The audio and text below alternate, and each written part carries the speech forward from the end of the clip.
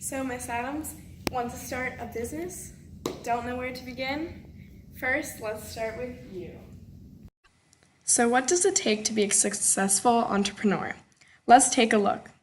Here are Cliff's 3 qualities of successful entrepreneurs: cynicism, insecurity, aggression. Not what you expected? Well, let's take a look at why. 1. Cynicism. Cynicism involves being realistic with your strengths, weaknesses, and business ideas. Sometimes you need to take life as it is and not be afraid to look at things from a more skeptical perspective. 2. Insecurity. Regarding running a business, insecurity can actually be a good thing. Once you start thinking you know what you're doing, you may be overlooking something. It's never good to be too sure of yourself because that can result in problems. Fear is one of your best friends. 3. Aggression. Aggression, audacity, and ruthlessness are also necessary for success in the business world. You have to be passionate about your business because if you love it enough, you'll do whatever it takes to be successful. It is also important to remember that being nice does not equal being ethical. Know the difference. You will also want to know the 5 P's of entrepreneurial behavior: passion, perseverance, promotion and prevention focus, planning style, and professionalization. Passion indicates the intense, positive feeling one has towards the business idea. Perseverance involves the dedication to the business throughout all the highs and lows. Promotion and prevention focus means maximizing gains and minimizing losses. Planning requires detailed business plans and development of business goals. Professionalization translates running your business to a high standard and in accordance with the practices of the industry. Think you have what it takes to be an entrepreneur? Good. Now let's get into the more nitty-gritty of starting a business. First off, you have to ask yourself, will this thing make me money? If the answer is no, then go back to the drawing board and come up with something that does, because after all, the goal of business is to make money. If you answered yes, then yay, let's get down to it. Here are the 4 elements needed to get your business started. To remember these, think of BRIE: boundary, resources, intention, exchange. Boundary involves creating a place for your business with both a physical location and location in customers' minds. Resources include the money, product, and knowledge that make up the business. Intention is just that, one's intention and strong desire to start a business. Exchange involves moving resources, products, and services in exchange for money. Once you have established these 4 elements, now you can start building your team. The key to hiring professional and competent staff is accurately assessing employee fit. This involves finding qualified candidates who match the needs, expectations, and culture of your small business. Once you've hired a strong team, now you can begin working on competitor analysis and marketing strategies. My associate Graham will walk you through that process. All right, Miss Adams, now that you've learned how to have a clear vision for your business, we're going to go over how to be a competitive business, because nothing in the business world floats unless it's making sales. So today we are going to go over how to know your competition, how to be competitive, and how to make sales. Before we can discuss specific competitors, it's important to be aware of the surrounding forces that will influence your business. You can do this through a pestle analysis. First is politics. Be sure to operate your business within government regulations. For your business, this might involve employees and finances. On this note, it's important to know about taxes as they significantly affect the finances of your business. Finally, knowing your local political climate will help you understand what's important to your customers. This may differ from Pittsburgh to LA to Seattle and is worth discussing with your business partners. Understand the economy by considering if there is high or low demand for your service. What demographics or regions have higher demand, and is this demand stable? Is this a stable career, or will you likely end this business endeavor eventually and move on to other work? Research what competition for business consulting exists, both through firms or others offering advice on these subjects.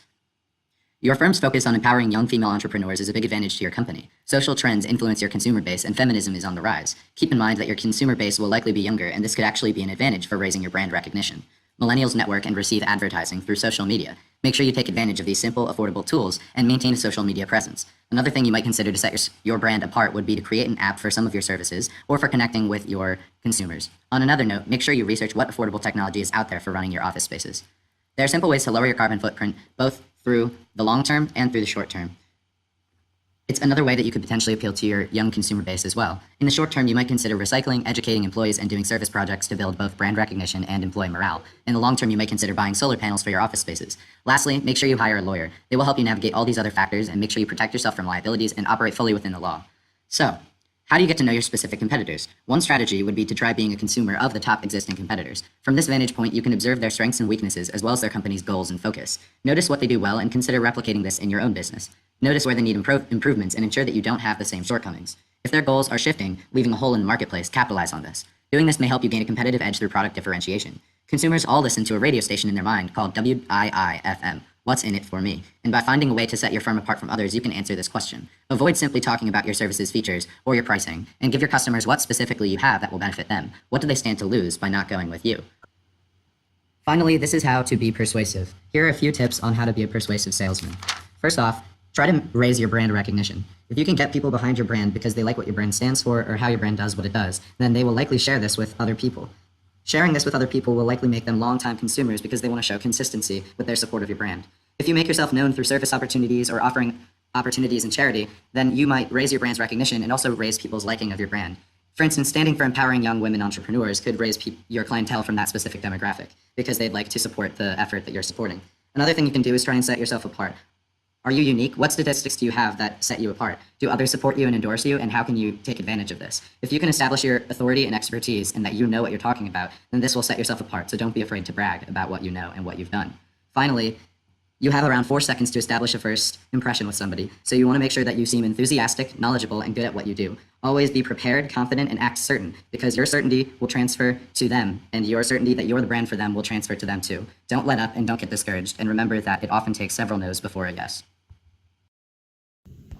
All right, Ms. Adams, now that we've identified your competitors, we've taught you how to do some competitive analysis, and we figured out how you're going to get customers, I'm going to teach you about one of the most important parts of running a business, managing your money. So the first thing that you need to ask yourself is, will this business be a part-time or full-time commitment? Do you want to make a little money on the side, or would you like this to serve as your full-time income? Keeping this in mind moving forward is important as you manage your money. There are 4 essential steps to financial success. 1, you want to identify how much capital or startup cost your business needs. This will help you determine if you can personally afford to fund your startup in the beginning or whether you need to create a financial partnership with a third-party investor. 2, hire a bookkeeper. They are professionals who have the know-how to keep you out of or navigate you through financial struggle. Do not take their services for granted or try to save money by neglecting to hire one. This may be your downfall in the end. 3, create a budget of all your fixed and variable costs. Doing this helps you because if you do need to find an investor, you will have a comprehensive financial plan in place and will be able to tell them exactly what costs they will cover and how long it will be before they see a return on their investment. Knowing these costs will also help you identify what kind of investor you need. If you have many costs to cover, you may want to appeal to angel investors.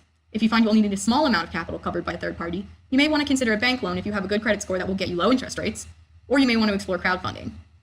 If you find yourself struggling to determine what kind of costs you'd be facing, you can reach out to your bookkeeper and ask to see the chart of accounts for other business and managerial consulting firms. They will not give you the name of the companies, but they can give you the numbers so you can gain an idea of what kind of costs this specific type of business can incur. Some things to keep in mind while you're budgeting: do not underestimate costs. Increase each line item by 20 to 25% of what you think it will cost. This helps you account for hidden costs you might find later. Build in a salary for yourself. Even if this is not going to be your main source of income, it's a good idea to build at least a minimum wage salary to cover your time. Try to predict revenue as accurately as possible. This will include figuring out how you'd like to be paid for your services. Some consulting firms will be paid by the hour, while others will receive payment by project, or some will be paid a consistent rate and will provide services as demanded by the client. I recommend charging an hourly rate as you get started, and this will help you to zero in on how much you want to make, and then as you gain experience and footing in your industry, you may want to reconsider charging per project, as this tends to be the trend for the management consulting business. However, keep in mind that charging by project may decrease the smoothness of your cash flow.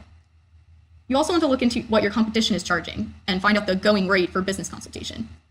If you'd like to make comparable earnings to your previous job, you can convert your annual salary to an hourly wage and see how it compares to the going rate for consultation. Then, using that going rate, determine what your break-even point is.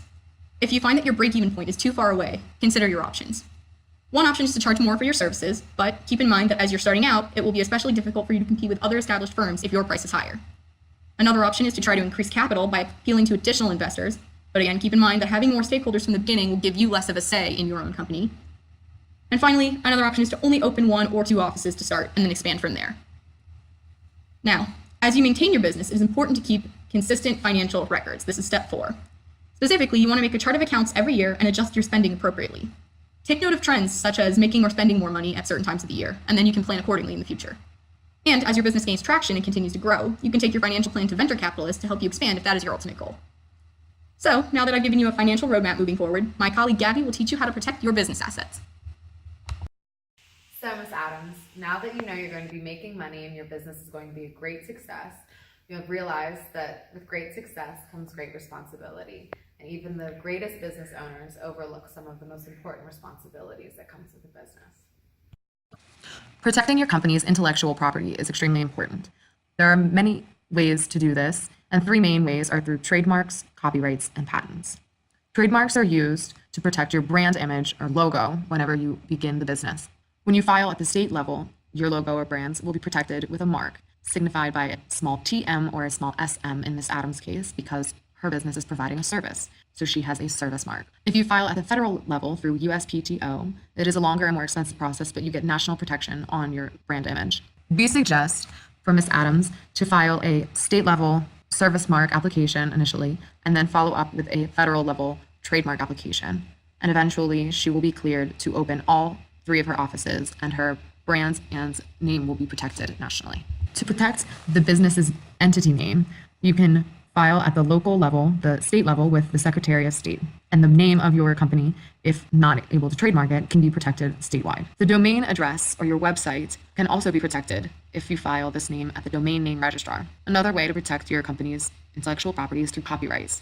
If Ms. Adams develops an advertisement in which a slogan or catchphrase is used, she can file that slogan or catchphrase as a copyright to the U.S. Copyright Office, and it will be protected nationally. Lastly, patents are used to protect inventions. Ms. Adams may not have many inventions, but if she were to develop a tool or a specific process, like a template that she used for all of her clients for business consulting, then she could submit that work to the USPTO for federal coverage on that invention. The second responsibility of a business owner is managing risks. There are 3 phases of risk management. First, risk identification. Second, risk assessment. And third, risk control. In identification, you identify a potential risk, and then you assess it and rank the risk on level of severity. The level of risk is decided through the risk formula, which is probability of the risk happening times the severity of the implications of the possible risk. Solving the problem would be how you control the risk. Many risks can be accounted for through insurance. Insuring your company, Ms. Adams, is going to be very important in ensuring your livelihood. Main insurance policies you need to make sure you have are commercial liability, which could be defined as slip and fall insurance and making sure nobody gets hurt while in your offices. And it can protect your data from being destroyed, and you can be compensated for that data through this insurance. Also, errors and omissions coverage will be extremely important in an advice-based business. This insurance also covers any bad advice that you may give your clients that may result in subpar consequential events. Another way to avoid liability for bad advice is using disclaimer language. The warranty disclaimer and limitation of liability clause both ensure your standards of your work, but do not guarantee results, and also cover your business and your name whenever the advice you gave does not pan out the way your client anticipated. Some last tips for protecting intellectual property and managing risks is making sure that the owners of the business don't have any personal assets in their name. Owning a family business makes this increasingly harder to find somebody else that can have the deeds of the houses transferred into their names, so that if the business gets in trouble, those personal assets are not at risk. Lastly, some people you do not want to work with are going to be crazy people. These people are going to sue you as much as possible with little reasoning. So, Ms. Adams, now that you've learned about the ins and outs of starting a small business, we have some location options for you that might help you save some money. Finally, we have some tips for you, considering that you are opening a consulting firm. These tips may especially be helpful in the beginning stages of starting your company. We noticed that you wanted to open 3 offices. However, since you are opening a consulting firm, it might be possible for you to work from home, which would save you money. Some considerations for working from home would include setting office or business hours for yourself, and especially to not tell clients that you are working from home, since they will expect you to be more available if you do so. In addition, we would suggest to not see clients in your home office. But then how will you or where will you see your clients? For this, you can use open spaces or shared office spaces. These tend to be less expensive than renting out an entire office space, and they are often rented per day or per month.